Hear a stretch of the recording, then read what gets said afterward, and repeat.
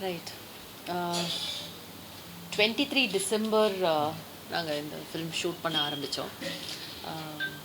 கவி தான் first approach பண்ணார், the producer of the film. One of the ப்ரொடியூசர்ஸ்ன்னு சொல்லலாம் கவி. ஏன்னா இது ஒரு கூட்டு முயற்சி தான். கூட்டு முயற்சியில் இவருடைய டெபியூ ப்ரொடக்ஷன் இது காப்பி ப்ரொடக்ஷன்ஸ்னு. காப்பி நமக்கெல்லாம் ரொம்ப ஃபெமிலியரான ஒன்று. ஸோ காப்பி ப்ரொடக்ஷன்ஸ் அப்படின்னு பேர் வச்சுருக்காரு. ஸோ இதில் பார்த்தீங்கன்னா கிட்டத்தட்ட 200 ப்ரொடியூசர்ஸ் இருக்காங்க இந்த திரைப்படத்தில். 199 ப்ளஸ் 200 ப்ரொடியூசர் தான் கவி. ஸோ அப்படி ஒரு கூட்டு முயற்சி. ஸோ 200 பேர் வந்து இந்த கதையில், இந்த கதாபாத்திரங்கள் மேலே ஒரு நம்பிக்கை வச்சுருக்காங்கன்னா அப்போது அந்த திரைப்படம் எவ்வளோ ஆழமானது அப்படின்னு நீங்களே புரிஞ்சுக்குங்க. ஸோ கதை சொன்னார் கவி வந்து ஃபஸ்ட்டு ஒரு லைன் மாதிரி தான் ஃபோனில் சொன்னார். எனக்கு வந்து இப்போது 30வது வருஷம் எனக்கு இண்டஸ்ட்ரியில். ஆக்சுவலாக April 3rd வந்து நான் 30 years கம்ப்ளீட் பண்ணுறேன் இண்டஸ்ட்ரியில். April 4th இதை தமிழில் ரிலீஸ் பண்ணுறாங்க. ஸோ ரொம்ப சந்தோஷம் அதில். ஸோ இந்த 30 வருஷமில் ஒரு கிட்டத்தட்ட 28 வருஷம் போயிடுச்சு. பட் மலையாளத்தில் வந்து நான் ஒரு திரைப்படமாக நான் பண்ணது கிடையாது. தெலுங்கு, கன்னடா, ஹிந்தி எல்லாம் பண்ணிட்டேன். பட் மலையாளமில் ஏன் யாரும் கூப்பிட மாட்டேங்கிறாங்க? கூப்பிட்டாலும் டேட்டு கரெக்டாக அமைய மாட்டேங்குது. ஏதோ ஒன்று மிஸ் ஆகிட்டே இருக்கும். இத்தனை வருஷத்தில் ஏதாவது 1-2 படமாவது பண்ணியிருக்கணும், பட் பண்ணலை.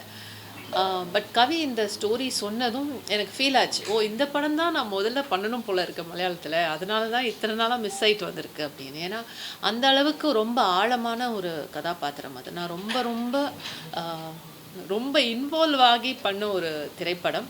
நீங்கள் படம் பார்க்கும்போது உங்களுக்கே புரியும் அது ஏன் அப்படின்றது.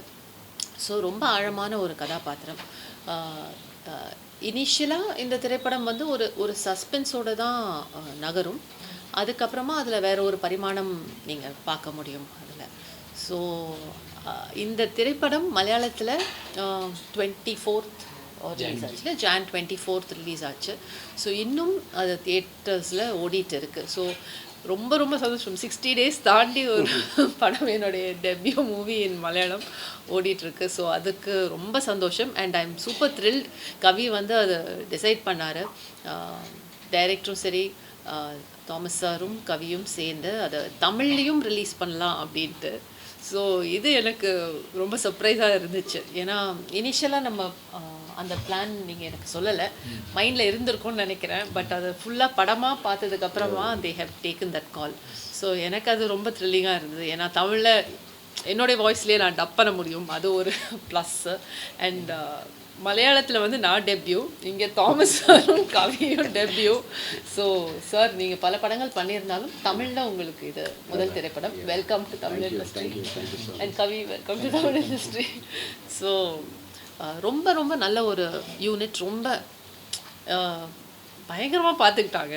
எனக்கு தனியாக ஒரு அப்பார்ட்மெண்ட்லாம் கொடுத்தாங்க. நான் என் அசிஸ்டன்ஸ் எல்லாம் தங்கறதுக்கு என்னென்ன வசதிகள் எனக்கு தேவையோ அந்த மாதிரி செஞ்சு அங்கே குக்கிங் எல்லாம் இருந்தது. ஸோ ஃபுல் குக்கிங் எல்லாம் ஒரு வீடு மாதிரியே எனக்கு வந்து அமைச்சு கொடுத்தாங்க. ஏன்னா ரொம்ப நாள் மலையாளத்தில் உங்களுக்கே தெரியும், ஒரு ஸ்கெடியூல் போவோம், அப்படியே படத்தை முடிச்சிருவோம். ஸோ அட் அ ஸ்ட்ரெச் தான் ஷூட்டிங் நடந்துச்சு. ஸோ கிட்டத்தட்ட ஒரு மாதம் அங்கே தங்கியிருந்து வேலை பார்க்குற மாதிரி இருந்தது. ஸோ எல்லா வசதிகளும் எனக்கு செஞ்சு கொடுத்து ரொம்ப ஒரு ஃபேமிலி மாதிரி ட்ரீட் பண்ணி ரொம்ப நல்லா இருந்தது எக்ஸ்பீரியன்ஸ். அண்ட் மலையாள படம் பண்ணும்போது எல்லாமே கேரளாவில் தான் ஷூட்டிங் இருக்கும். அதனால் நமக்கு ரொம்ப நல்ல ஒரு விஷயம் வந்து அந்த நேச்சர்.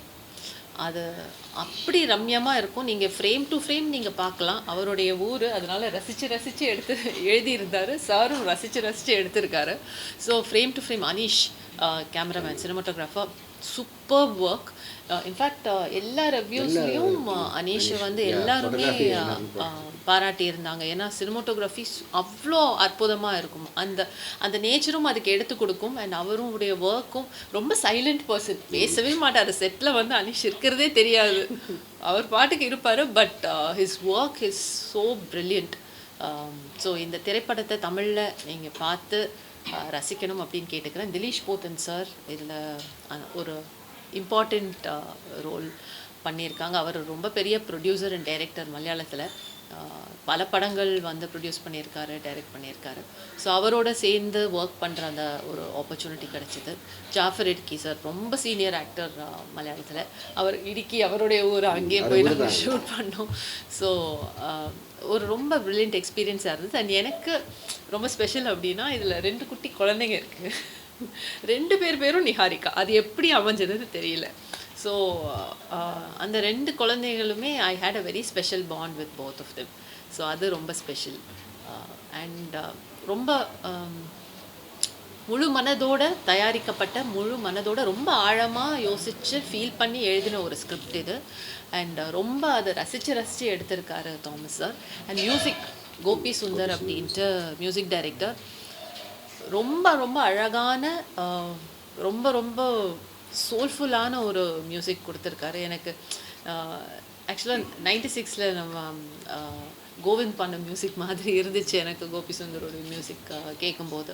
ஸோ ரொம்ப அழகான பாடல்கள், தமிழ்லேயும் ரொம்ப பொருந்தி வந்திருக்கு அந்த பாடல்கள்.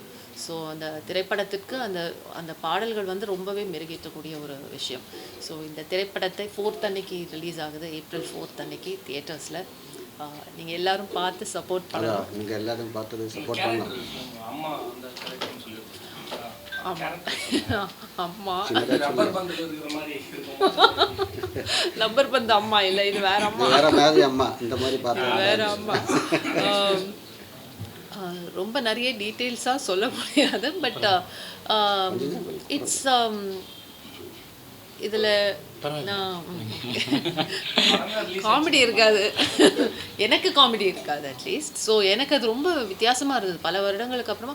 ஏன்னா ஒரு அம்மா கேரக்டர் பண்ணால் கூட இப்போ தமிழ்லலாம் பார்த்தீங்கன்னா அது ஒரு லைட்டாக இருக்கும், அது ஒரு மொமெண்ட்ஸ் இருக்கும், ஏதாவது ஒரு ஜோக் அடிக்கும், இல்லை பையன் அப்படி தலையில் தட்டி இருக்கும், ஏதோ ஒன்று. அந்த மாதிரியான ஒரு அம்மா இல்லை, இது வந்து வேறு மாதிரியான ஒரு அம்மா.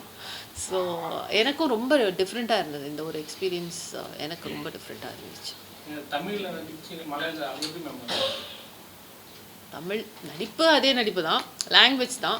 லாங்குவேஜ் வந்து கவி என்ன பண்ணிட்டார், அவர் வந்து எனக்கு நான் கன்ஃபார்ம் ஆனதும் எனக்கு சீன் பேப்பர் ஒன்று அனுப்பி ஆடியோ நோட். ஏன்னா நமக்கு வந்து இந்த வாசிக்கும் போது நம்ம பாட்டுக்கு வாசிச்சிருவோம், ஆனால் நம்ம பேசுகிற மலையாளமும் ஆக்சுவல் மலையாளமும் வேறு மாதிரி இருக்கும். ஸோ அவர் கரெக்டாக, அதுவும் அந்த டைலெக்ட், அந்த ஊருடைய டைலெக்ட் வந்து வேறு. ஸோ கரெக்டாக அது எல்லாம் ஆடியோ நோட்ஸாக ஒரு சீன் நம்பர் போட்டு ஆடியோ நோட்டாக அனுப்பினார். அதை வந்து ஒரு 4-5 தடவை நீட்டாக படிப்பார் பொறுமையாக, அதுக்கப்புறம் ஆக்சுவல் ஸ்பீடில் அந்த மாதிரி. ஸோ அந்த ட்ரைனிங் வந்து எனக்கு ரொம்ப ஈஸியாக இருந்துச்சு. ஸோ எப்போல்லாம் ஃப்ரீ டைம் இருக்கோ he'll come and train me. கட்டுன்னு சொன்னதுக்கப்புறம் ஃபன் பண்ணுவோம். ஸோ அப்படி தானே இப்போவே என்னுடையதான் இது. அவங்களே அனௌன்ஸ் பண்ணால் நல்லாயிருக்கும். ஏன்னா இன்னும் அனௌன்ஸ் பண்ணல மாஸ்டர், அதனால நான் அனௌன்ஸ் பண்ணலாமா தெரியல. ஆமாம், அவங்க இன்னும் ப்ரொடக்ஷன் சைட்லேருந்து அனௌன்ஸ் பண்ணலை. பட் ஷூட்டிங் போயிட்டுருக்குது. எல்லாருக்கும் வணக்கம். இந்த அம்மா தமிழ் திரைப்பட குழு சார்பாக உங்களை எல்லாரையும் வரவேற்றுக்கிறோம். எல்லாருக்கும் வணக்கம். அம்மா குழு சார்பாக, திரைப்பட குழு சார்பாக உங்களை எல்லாரையும் நாங்கள் இனிதாக வரவேற்கிறோம். இந்த படம் வந்து மலையாளத்தில் 60 நாளாக வெற்றிகரமாக ஓடிக்கொண்டிருக்கிறது. ஒரு சினிமா வந்து மலையாளத்தில் ரிலீஸ் ஆகுது, ஹிந்தியில் ரிலீஸ் ஆகுது, அதை வந்து இப்போ எல்லாருமே ஓடிடியில் பார்த்துட்டு இருக்கும்போது அந்த படத்தை நாங்கள் மெனக்கெட்டு தமிழில் டப் செய்து அந்த படத்தை தேட்டருக்கு கொண்டு வரணும்னு ஆசைப்படுறோம். அதுதான் எங்களோட மிகப்பெரிய குறிக்கோள். என்னென்னா ஒரு திரைப்படம் வந்து ஓடிடியில் பார்த்து எல்லாருமே பிடிச்சுன்னு சொல்வதோட அது திரையரங்கில் வரும்போது தான் ஒரு படைப்பாளிக்கு ஒரு மிகப்பெரிய சந்தோஷமாக இருக்கும். அதுதான் எங்களோட நோக்கம். நாங்கள் ஆசைப்பட்ட திரைப்பட வெளியிட வந்து எங்களுக்கு மிக உறுதுணையாக உடனடியாக ஒரு செகண்ட் கூட யோசிக்காமல் சக்தி ஃபிலிம் ஃபேக்ட்ரி சம்பாதிச்சது இந்த படத்தோட சக்ஸஸ் நினைக்கிறோம். ஸோ April 4 இந்த படம் திரையிடப்படுகிறது. சக்தி ஃபிலிம் ஃபேக்ட்ரி தான் ரிலீஸ் பண்ணுறாங்க. இந்த மகிழ்ச்சியான நியூஸோடு இந்த படத்தை பற்றி உங்கள்கிட்ட பேச ஆசைப்படுறோம். இந்த படத்தோட இயக்குனர் வந்து தாமஸ் செபாஸ்டியன் சார். இவர் வந்து 20 வருஷமாக மலையாள சினிமாவில் மிக மிக சிறந்த படங்கள் மம்முட்டி சாரை வச்செல்லாம் பண்ணியிருக்காங்க. தமிழில் ஒரு படத்தை அவர் ரிலீஸ் பண்ணும்போது அவரும் வந்து இது ஒரு முதல் படம் மாதிரி அவ்வளோ சந்தோஷமாக அவர் இது பண்ணுறாரு. இந்த படத்தோட தயாரிப்பாளர் மற்றும் எழுத்தாளர் கவி பிரசாத் சார். இவருக்கும் இது முதல் ப்ரொடக்ஷன் அண்ட் ரைட்டர். ஆனால் அது தமிழில் வர்றதில் மலையாளத்தில் மட்டும் ரிலீஸ் ஆக பத்தாது. எங்களுக்கு தமிழ்நாட்டுக்கும் எங்களோட அங்கீகாரம் வேணுங்கிறது வந்து இதுதான் நம்ம எல்லோரும் சேர்ந்து இந்த படத்துக்கு கொடுக்கக்கூடிய உறுதுணையாக இருக்கும்னு நினைக்கிறேன். எப்போவுமே ஒரு படைப்புக்கு மிக சிறந்த கூலிங்கிறது பாராட்டு தான். பாராட்டு கிடைச்சாலே போதும், பரிசும் பணமும் தானாக தேடி வரும்னு நம்புகிறோம். அந்த நம்பிக்கை உங்கள் மேலே தான் இருக்குது, மக்கள் மேலே இருக்குது. கண்டிப்பாக மக்கள் இதை ஏற்றுப்பாங்க நினைக்கிறேன். இந்த படத்தை சிம்பிளாக சொல்லணும்னா அம்மா வந்து எல்லாருக்கும் பொதுவானது. ஸோ ஒரு அம்மாங்கிறத வந்து மலையாளத்துலேயும் சொல்லுவோம், தமிழ்லேயும் சொல்லுவோம். திரையரங்களில் பார்க்க முக்கியமான காரணம் வந்து அந்த படத்தோட அவ்வளோ காட்சி அமைப்பு. கவுந்தாங்கிற ஒரு இடம், இப்போ எல்லாருக்கும் தான் டூர் போகிறதுனால தான் கவுந்தாங்கிற ஒரு இடத்த நம்ம திரையரங்கில் பார்க்கும்போது அந்த மாதிரி இருக்கும். ஸோ ஒரு படத்தோட ரைட்டர் அது அவரோட வேலையை கச்சிதமாக பண்ணியிருக்காரு. அதோட காட்சி அமைப்பும் சரி, இயக்கமும் சரி, ஒளிப்பதிவும் சரி, அந்த இடத்துக்கு நம்மளை கூட்டிகிட்டு போகும். ஸோ இயக்குனராகவும் அவரோட வெற்றிகரமாக பண்ணியிருக்காரு. நடிகர்கள்னு பார்த்தீங்கன்னா நம்ம தமிழ்நாட்டில் முக்கியமான தேவதர்ஷினி மேம் நடிச்சிருக்காங்க. அவங்கள நம்ம பல பரிமாணங்களை பார்த்துருக்கோம். அவங்க காமெடி பண்ணுவாங்க, அவங்க மர்மதேசம்னு ஒரு படத்தில் அவ்வளோ ஒரு கெத்தான ஒரு ரோல். இப்போ இந்த இதில் வந்து ஒரு எக்ஸ்ட்ரானரி ஒரு அம்மா ரோல் பண்ணியிருக்காங்க.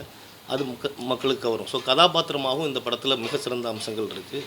இதை எல்லாம் தாண்டி இந்த படம் வந்து மக்கள்கிட்ட சேரணும்னா உங்களோட சப்போர்ட், நீங்கள் எங்களுக்கு கொடுக்குற சப்போர்ட்டில் இந்த படம் கண்டிப்பாக மக்களோட மனசை பிடிக்கும்னு நம்புகிறேன். அம்மா April 4th ரிலீஸ் ஆகுது.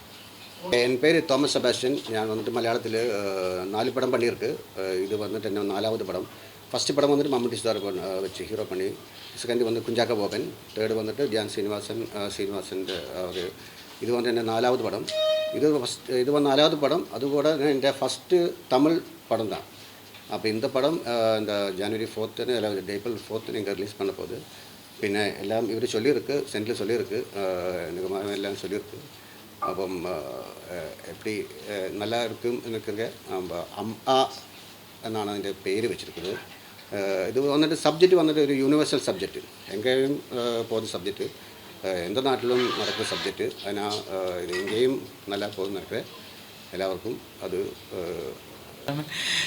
Senthil already he told already, so I'll switch to English.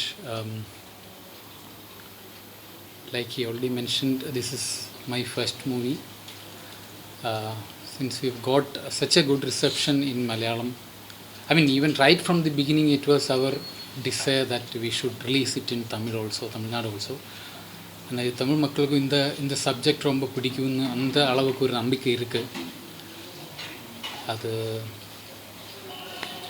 கண்டிப்பாக நடக்கட்டும். தேங்க்யூ. பத்திரிகையாளர் ஊடக நண்பர்களுக்கு வணக்கம், நன்றி. இந்த மலையாள படத்தோடைய தமிழாக்க வசனம் எழுதியிருக்கேன். இது ஒரு அம்மாவுக்கும் குழந்தைக்குமான எமோஷனல் மட்டும் இல்லாமல் கவந்தாங்கிற அந்த கிராமத்தில் இருக்கிற ஒரு பெரிய பொலிட்டிக்கலை அவர் பேக்ரவுண்டில் பேசியிருக்காரு.